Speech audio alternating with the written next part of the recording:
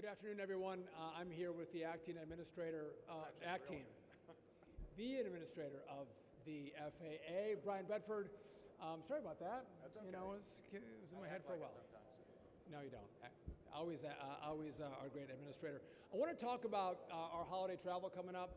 We're going to have a busy road, rail, and air as we come into this Thanksgiving season. Just want to run through some of the numbers that we're seeing and what we expect as we look forward to the next week of travel. So by car per AAA, we anticipate seeing 73 million Americans hitting the road this Thanksgiving season. We anticipate the busiest travel on the road in the afternoon of this coming Tuesday, Wednesday, and Sunday. So if you're planning your travel, think about when you depart, because the afternoons of those days are going to be busier than the rest. This travel season by car, we have incredible gas prices, on average 3.2 cents a gallon. So if you're going to travel by car, you're going to be able to put gas in your vehicle at a very affordable price. On top of that, if you're flying and you need to rent a car domestically, our car rental prices are down by 15%. So it feels very good where we sit with the president's economy and what he's done with regard to his energy independence push and energy dominance push.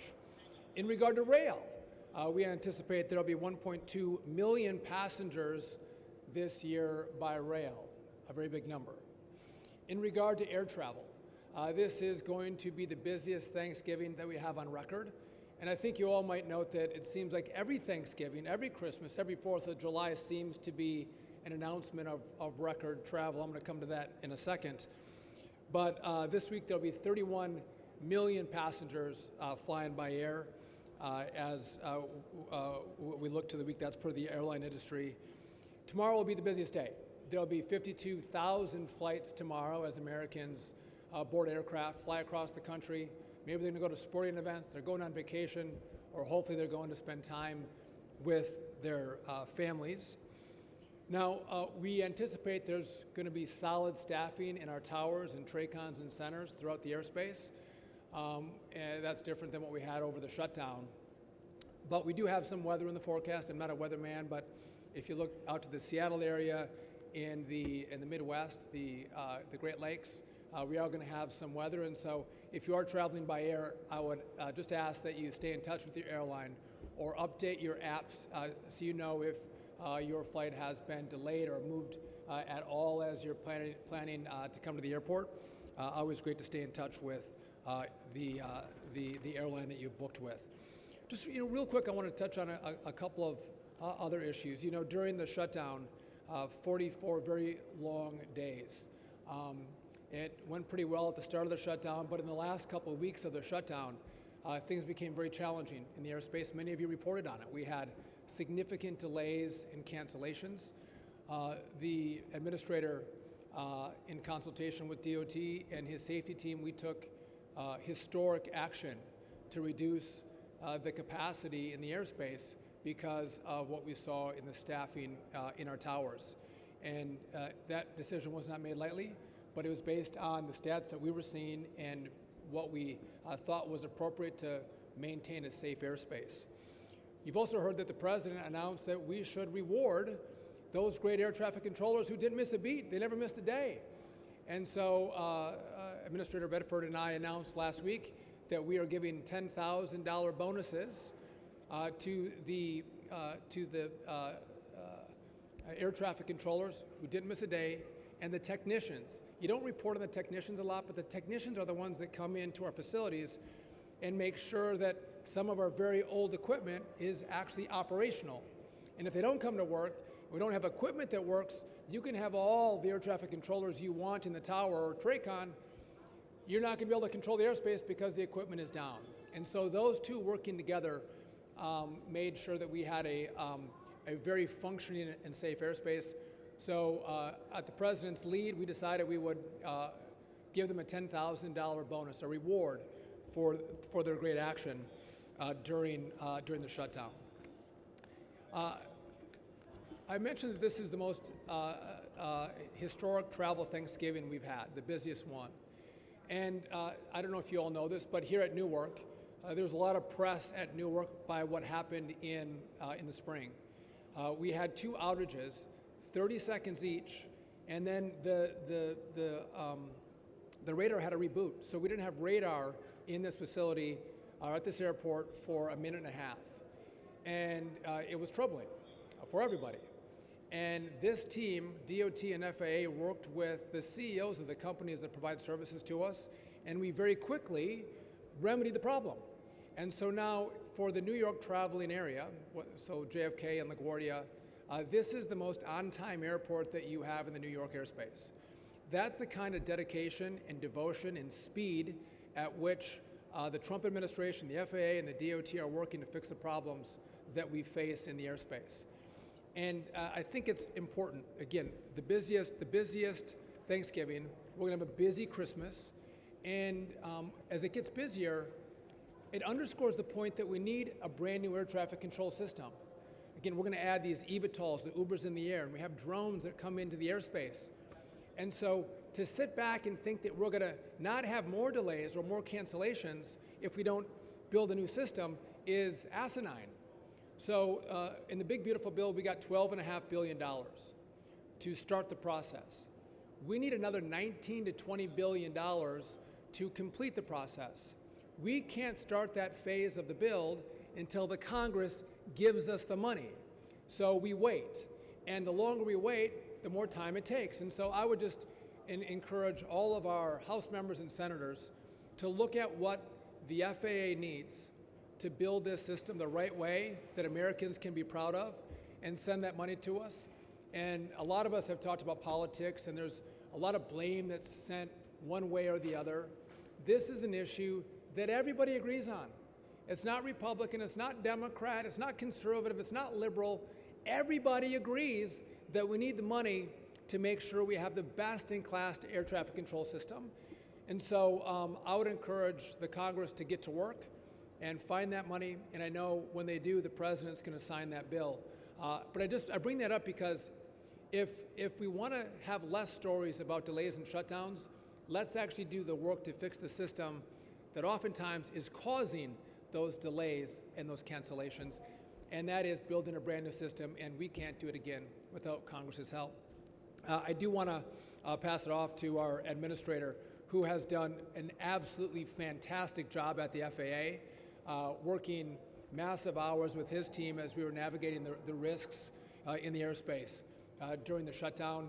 And he's hit the ground running. He was confirmed this summer, but I couldn't ask for a better teammate and partner as we've gone through this process. I'm going to give you Brian Bedford, Administrator of the FAA. Thank you, Secretary Duffy, and good afternoon, everyone. Thanks for joining us today. Well, as the Secretary's already pointed out, it's going to be a busy week for us.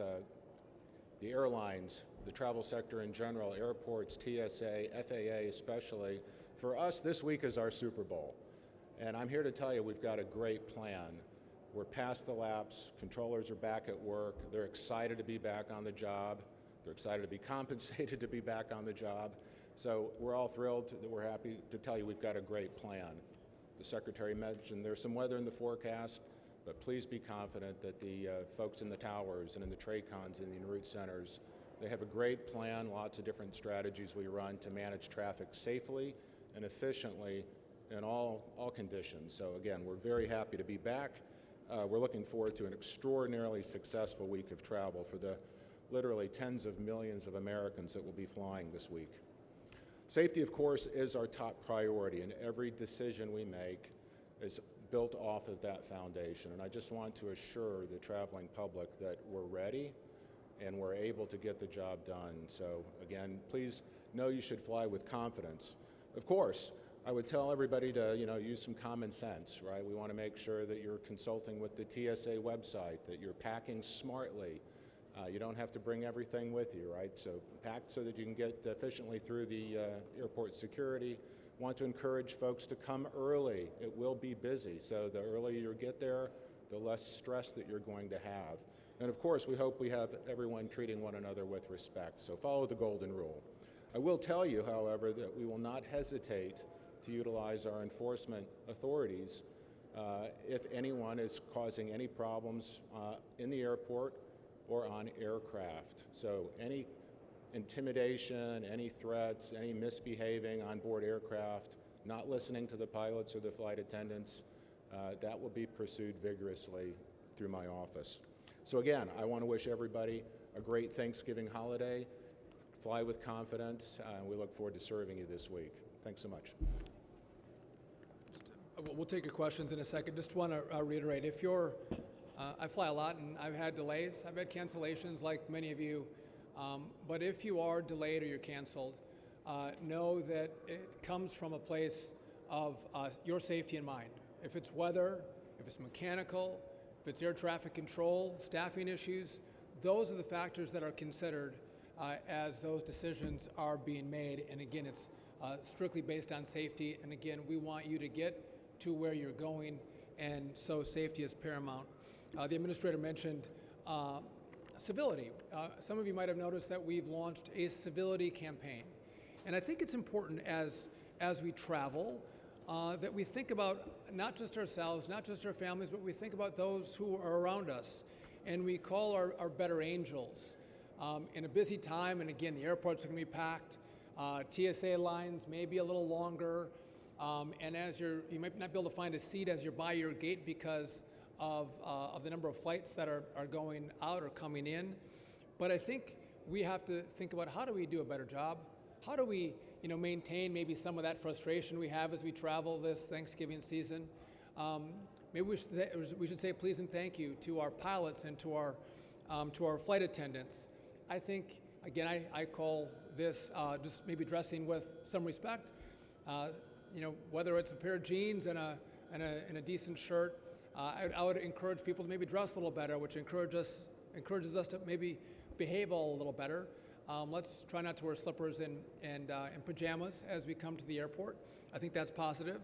If we can help someone as we're getting on the aircraft that might need some help putting their bag in the overhead bin, and you're a little stronger, a little buffer, you've been lifting, stand up and offer to grab that bag and put it up for someone who's having a more difficult time. Common courtesy and civility, I think, is going to work well. And I'd ask you to please be patient with our TSA and our gate agents. And again, they're working their hearts out to make sure that this is the best experience possible for you and the safest experience possible for you. And again, a little gratitude goes a long way. And if we all do that, I think we're going to have a far better travel season. And by the way, we're going to get to our families on Thanksgiving with a lot better attitude. Who couldn't ask for that? You guys can fight about politics when you get home for Thanksgiving. Let's have this be the pre-run that is politic-free and very friendly, with please and thank yous and a lot of gratitude for all the work that happens to get you to your final destination. With that, we're happy to take some questions if you have some for us. I appreciate that. I actually almost wore a pair of jeans, and I'm like, I better not if I'm going to talk about dressing up. Chris Van Cleve from CBS News, sir. If you'll indulge me, two quick questions. One, every time we have talked to flyers in the last 2 weeks since the shutdown ended, they've told us the same thing, that they had some apprehension about whether they should keep that Thanksgiving flight, whether they'd be on time, whether it'd be safe. What do you say to flyers who are still a little unnerved after what they saw during the shutdown? So, we talked about that as we went through the shutdown. I didn't know when it was going to end. I didn't have a crystal ball, and we saw things getting very bad in regard to on-time flights and cancellations. Well, the shutdown ended soon enough. Our controllers, as the administrator just mentioned, are back at work. And so, again, you're seeing more on-time performance in the airspace. And again, our priority is your safety. And it's always been our priority. And that's why there were the level of delays and cancellations. So again, if you can still get a ticket and you can still fly and your family still wants to see you, book that ticket, jump on a flight, and don't be afraid to fly this season. Again, I can't control the weather, I can't control the mechanics of an airplane, but things look good from the air traffic control side. We are back to staffing levels that we had before the shutdown, I believe. So. And on the subject of air traffic, you got some pushback from the union, and I've heard from some controllers who maybe missed a day because of a child care issue or missed a day because of the stomach flu. For the folks that were there, working 5 days or 6 day weeks for the bulk of it, but maybe missed a day here or there, is there something you can do to recognize those? have said that there were some that were consistently out, and for the most part, everybody else did the best they could. I think you see the administrator and I have been very grateful through the course of the shutdown and recognizing some of the difficult circumstances our controllers were going through. And we talked about that quite a bit and recognized it. But we have to look and say, where's the cutoff? And if you got 100% on your test, you get the sticker that's a scratch and sniff sticker from the administration. Again, I know some people are not pleased with where the cutoff was, but to be clear with regard to our air traffic controllers, even those who had unique circumstances come up, maybe they would have been there but for they got sick or a child got sick, all of them received full pay, even the ones that didn't show up as much as they should have. Everybody got paid for every single day they would have worked, even though they didn't work. So there is a benefit that comes, but this is the above and beyond. $10,000 is a big paycheck, and again, who should get that? I think the ones that had the peer record, and that's the decision that we made. And I think in the future, a lot of controllers would think, hey, there could be a reward when I show up. And I'm going to do all I can to be there every single day to serve the American people. And I know that I'll get paid at one point, but if I have a perfect attendance record, there could be a reward at the end of that rainbow. You want to add anything to that? Well, I'll just say this. I spent the morning over at the Newark Tower, and their focus is on not just running a great air traffic control system for Americans traveling this week, but they're back focused on modernization. They want to talk about how we get rid of all of the old equipment that's sitting there. So if we really want to talk about how we can help our controllers be their very best and do the best service, the Secretary's right. We've got to keep our eye on the ball on modernizing the system, getting rid of the floppy disks, getting rid of the analog NAS, getting rid of the 30, 40-year-old equipment. We've got a ground surface radar here that's got one operable channel on it right now, and we don't have spare parts. So that's what the controllers are focused on, not this distraction of the award levels or participation. They're focused squarely where we want them focused, is making sure we have the safest, most reliable NAS in the world. So again, we're going to work shoulder to shoulder with those men and women to make sure we get them the right equipment, the best equipment to do the best job they can for the American public.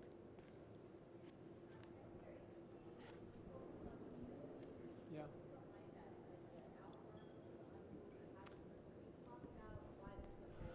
We've seen an uptick in maybe a degradation in civility in the airspace, and so I thought it is appropriate to, again, you can't legislate that, right? You can't mandate it, but I think if you ask people, could we do better? Could we be better?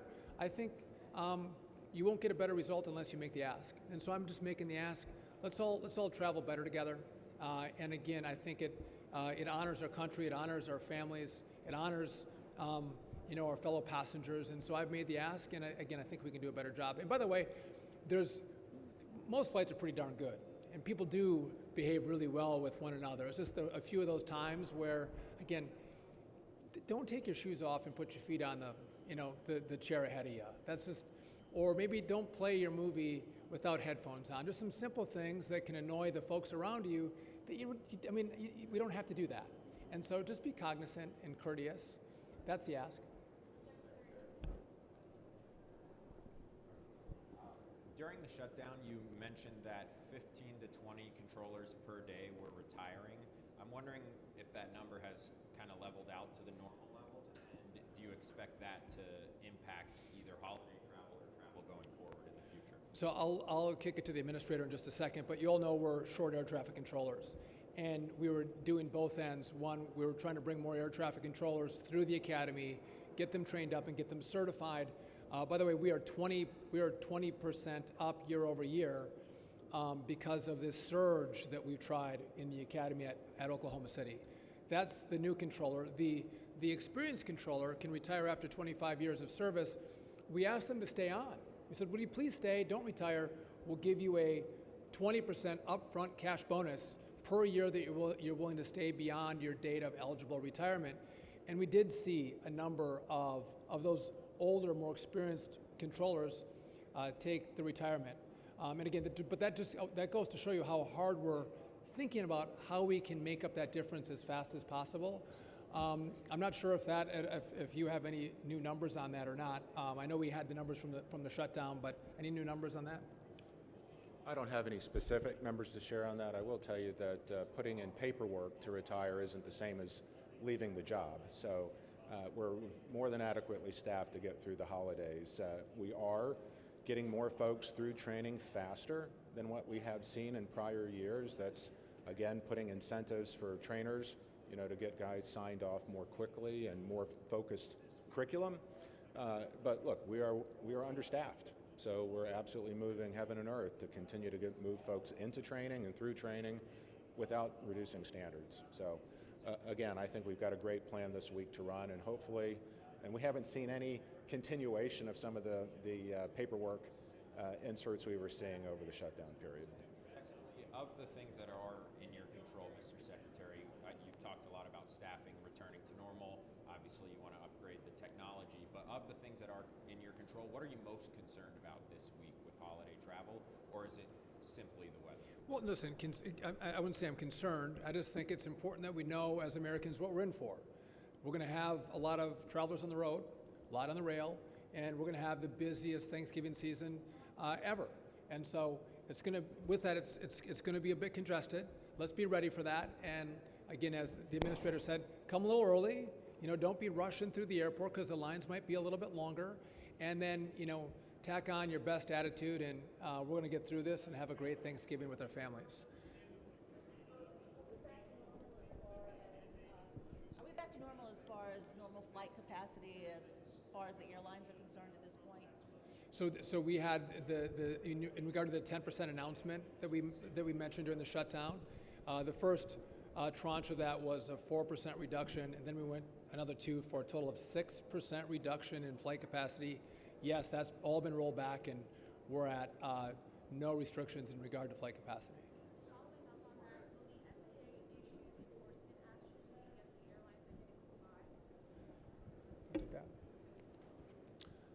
Yes, the intent is that we will be sending out letters of investigation to any of the airlines who we don't feel lived up to the requirement to reduce capacity. That's going to be an ongoing investigation. When we have something to report, we'll share it with you. And that's important. We want, when we have a directive from the FAA, we need our airlines to comply with it. And through that investigation, if those airlines did not comply, some did not comply, there should be accountability, and that'll be an ongoing discussion and investigation. Yes? I was talking to passengers this morning about your Civility campaign. They feel like it's putting the onus on passengers to create a more pleasant air travel experience. I know you're putting billions of dollars into this revamp for ATC to make that better, but can you talk about what you're doing immediately on your end to help with the air travel experience, and talk directly to passengers here? Well, so I would just tell you, yes, can everyone do a better job? Can TSA do a better job? Can we do a better job as we bring more air traffic controllers online and we get a brand new air traffic control system up and working so we have less delays and less cancellations? Yes, those things. Can our airlines maybe do a better job on their end? But in the end, it's my responsibility to behave well. I can't offload that to anybody else. It's me. And how am I going to behave? How I'm going to have my kids behave as we travel together? How I dress, I can't blame on anybody else. I made that choice this morning when I came to the airport. So that's just the ask, and I think I'm not trying to put a blame on anybody. I'm just asking us all to be better and do better, and then we'll all have a more pleasant experience. And it's no one has to, again, I can't fine you if you don't comply. I'm not looking to do that. But I'm asking, let's all do this as better Americans. That's it. You had a question? Yes. You mentioned that there's a certificate by rail. Obviously, a big concern here is the Gateway project. Can you speak to where that project is now that the shutdown is over and the FTA is doing its review, and the GGC has said they have suspended all the DBE contracts that were the subject of that review? Yeah, so I need to get an update from Transit, but I don't know where that review is, and if they've said they've complied, I got to verify that with our team. Haven't done that yet, but look forward to doing that. One more question. Come over here. Yeah.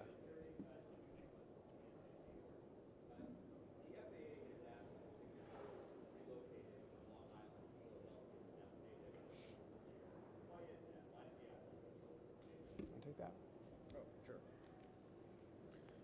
So there was a 3-year protocol agreement signed with the union to cover the relocation. We're coming up within 1 more year, a little over a year, but I think we're looking into the future, creating an opportunity that says we believe Newark will want to grow. We're going to need more controllers there. So if any of the controllers from the N90 facility would like to stay behind, they're welcome to do so. And again, we're trying to make sure that we've got the rest of the workforce trained up in a way that we can allow those folks to head back home if that's their desire. So just one last point. Again, this is a great holiday. Americans come together. We eat a little turkey. I guess in New Jersey they do a little 7 fishes. I'm not a part of that, but it's a great time. Let's all slow down. Let's all buckle up. Let's all drive safe on the roads. Let's all come early to the airports. Let's all put our best attitudes on, and let's have a great Thanksgiving week as we travel to see the ones we love most. Thanks very much.